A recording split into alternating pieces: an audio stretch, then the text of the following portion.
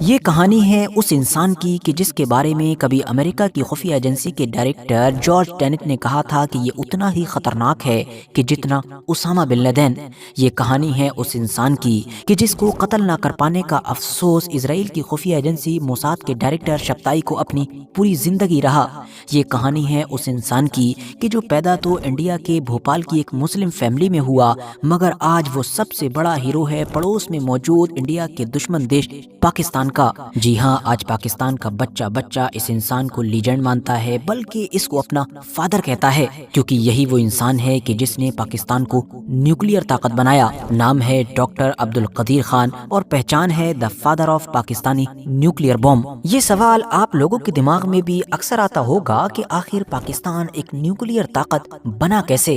کیونکہ اسرائیل اور امریکہ جیسی طاقتیں کہ جو آج ہر اس دیش کے پیچھے پڑ جاتی ہیں کہ جن کے بارے میں ان کو ذرہ برابر بھی شک ہوتا ہے کہ وہ نیوکلیئر کی طرف جا سکتے ہیں، تو انہوں نے اس دور میں پاکستان کو نیوکلیئر طاقت بننے سے کیوں نہیں روکا؟ یا پھر سوال یہ بھی ہو سکتا ہے کہ وہ کیوں نہیں روک پائے؟ اور کیا وجہ ہے کہ ویسٹرن ورلڈ میں پاکستان کے نیوکلیئر بم کو ایک پاکستانی نیوکلیئر بم کی بجائے زیادہ تر ایک اسلامک نیوکلیئر بم کہا جاتا ہے؟ تو دوستو، ویسے تو پاکستان بھلے ہی آفیشیلی ایک نیوکلیئر پاور 1998 میں بنا ہو، لیکن اس کی یہ جو نیوکلیئر جرنی تھی، یہ جو ایٹم بم کا سفر تھا، یہ کئی سال پہلے ہی، بلکہ یہ کہنا بہتر ہوگا کہ 2-3 دشک پہلے ہی شروع ہو گیا تھا۔ 1964 میں جب چائنا نے اپنا پہلا کامیاب نیوکلیئر ٹیسٹ کیا تو دنیا کے ایکسپرٹس کے لیے یہ بات لگ بھگ کلیئر ہو چکی تھی کہ پڑوسی میں موجود جو انڈیا ہے وہ بھی اب اپنے دشمن کو یہ کرتا ہوا دیکھ کر بڑی ہی تیزی کے ساتھ نیوکلیئر بم کی طرف بڑھے گا۔ اور ہوا بھی بالکل ایسا ہی، کیونکہ ٹھیک 10 سال کے بعد ہی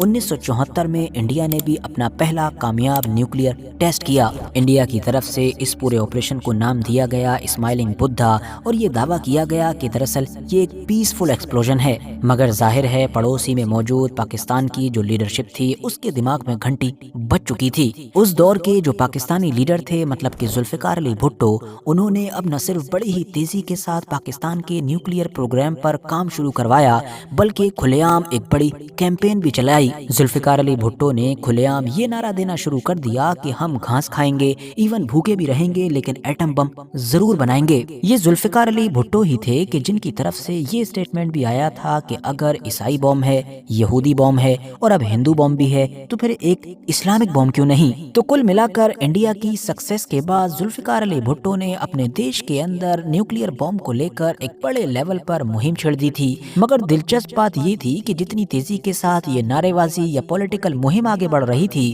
اتنی تیزی کے ساتھ پاکستان کا نیوکلیئر پروگرام نہیں بڑھ رہا تھا، بلکہ وہ تو اندر ہی اندر پریشانیوں اور کنفیوژن کا شکار تھا۔ مگر اسی پیریڈ میں ہی پھر اچانک سے ایک دن ذوالفقار علی بھٹو کے پاس ہزاروں کلومیٹر دور سے ایک ایسا لیٹر آیا کہ جس نے پاکستان کی قسمت بدل دی۔ یہ جو لیٹر تھا، اس کو لکھنے والے نے ذوالفقار علی بھٹو کو آفر دیا تھا کہ وہ ان کی نیوکلیئر بم بنانے میں مدد کر سکتے ہیں۔ اور جانتے ہیں کہ یہ لیٹر لکھنے والا کون تھا؟ یہ تھے ڈاکٹر عبدالقدیر خان کے جو اس دور میں نیدرلینڈ میں رہتے تھے۔ عبدالقدیر خان کے جن کو شارٹ میں AQ خان بھی کہا جاتا ہے، ان کے اگر بیک گراؤنڈ پر نظر ڈالیں تو ان کا جنم 1936 میں انڈیا کے بھوپال میں ہوا تھا، مگر 1947 میں جب پارٹیشن ہوا، پاکستان وجود میں آیا تو ان کی فیملی پاکستان چلی گئی تھی۔ خود AQ خان کی زیادہ تر پڑھائی لکھائی جرمنی، نیدرلینڈ اور بیلجیم جیسے یورپین دیشوں میں ہوئی، اور ان کی زندگی کا ایک اہم حصہ یہیں پر گزرا۔ اور جس دور کی ابھی تک ہم بات کر رہے تھے، مطلب کہ 1973 اور 74 کے وقت میں بھی یہ نیدرلینڈ کی ایک نیوکلیئر کمپنی میں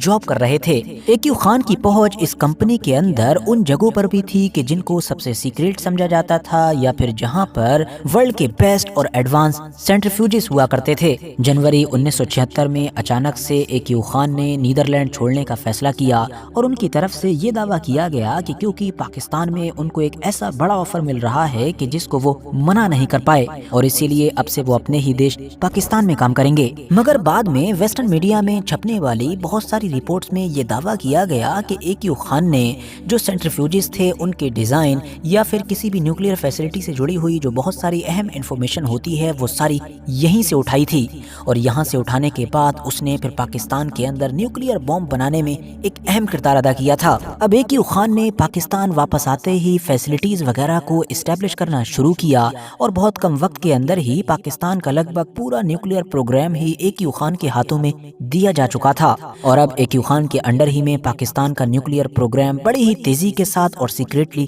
آگے بڑھ رہا تھا۔ یہاں پر غور کرنے والی بات یہ ہے کہ جب پاکستان خفیہ طور پر یہ سب کچھ کر رہا تھا تو اس کے دو بڑے دشمن مطلب کہ اسرائیل اور انڈیا تو اس کے خلاف کچھ ایکٹیو نظر آ بھی رہے تھے، مگر جو امریکہ تھا وہ پوری طریقے سے اس معاملے پر آنکھیں بند کیا ہوا تھا۔ وجہ یہ تھی کہ اس دور میں یو ایس ایس آر اور امریکہ کے بیچ کولڈ وار چل رہی تھی، اور اس کولڈ وار میں پاکستان نہ صرف امریکہ کے ساتھ کھڑا ہی تھا بلکہ ایک اہم کردار بھی ادا کر رہا تھا۔ حالانکہ 1989 اور 90 کے دور میں جا کر جب یہ کولڈ وار ختم ہو گئی تھی تو امریکہ کی طرف سے کچھ ایکشن لینے شروع کیے بھی گئے تھے، اور پاکستان نے یہ بھی کہا تھا کہ وہ نیوکلیئر بم نہیں بنائے گا، مگر بعد میں آنے والی رپورٹس بتاتی ہیں کہ نہ صرف سیکریٹلی پاکستان کا یہ جو پروگرام تھا پھر بھی جاری رہا، بلکہ اس سے پہلے ہی شاید پاکستان نیوکلیئر بم بنا بھی چکا تھا۔ جی ہاں، 1987 اور 88 کے دور میں اے کیو خان نے ایک انٹرویو میں باتوں باتوں میں یہ قبولا تھا کہ وی ہیو اٹ، مطلب کہ ہمارے پاس نیوکلیئر بم ہے،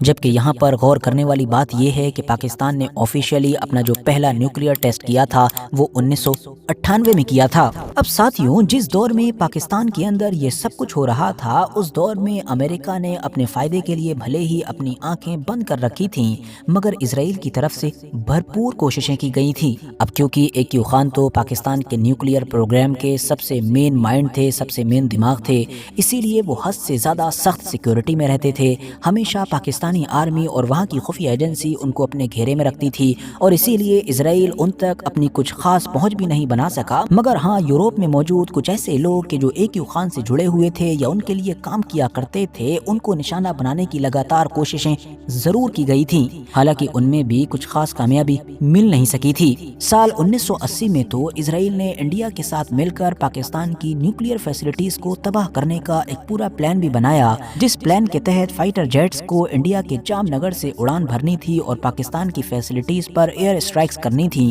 مگر آخری وقت میں یہ پلان بھی کینسل ہو گیا تھا۔ تو اب قصہ مختصر یہ ہے کہ خفیہ طور پر پاکستان بھلے ہی اپنا پہلا نیوکلیئر بم جب بھی بنانے میں کامیاب ہوا ہو، لیکن آفیشیلی اس نے دنیا کے سامنے اس بات کا اعلان 1998 میں کیا تھا۔ ہوا یہ تھا کہ مئی 1998 میں انڈیا نے اپنا دوسرا نیوکلیئر ٹیسٹ کیا، جس کو نام دیا گیا آپریشن شکتی۔ یہ دراصل انڈیا کی طرف سے پوری دنیا کے لیے ایک کھلے عام اعلان تھا کہ اب سے وہ بھی ایک نیوکلیئر پاور دیش ہے، مطلب ایک ایسا دیش کہ جس کے پاس نیوکلیئر بم ہے۔ اس کے ٹھیک 14 سے 15 دن کے بعد ہی پھر پاکستان نے بھی اپنے بلوچستان کے علاقے میں اپنا پہلا نیوکلیئر ٹیسٹ کیا، اور اس طرح سے اس نے بھی دنیا کے سامنے اعلان کیا کہ اب وہ بھی نیوکلیئر پاور ہے۔ آج کی ڈیٹ میں انڈیا اور پاکستان دونوں کے پاس ہی لگ بھگ 160 سے 70 یا 75 کے قریب وار ہیڈز ہیں، جس کا مطلب یہ ہوا کہ صرف 2-3 نمبر کا ہی فرق ہے، ورنہ دونوں کے پاس لگ بھگ برابر ہی ہیں۔ مگر ہاں، یہاں پر یہ دھیان دینے والی بات ہے کہ انڈیا کی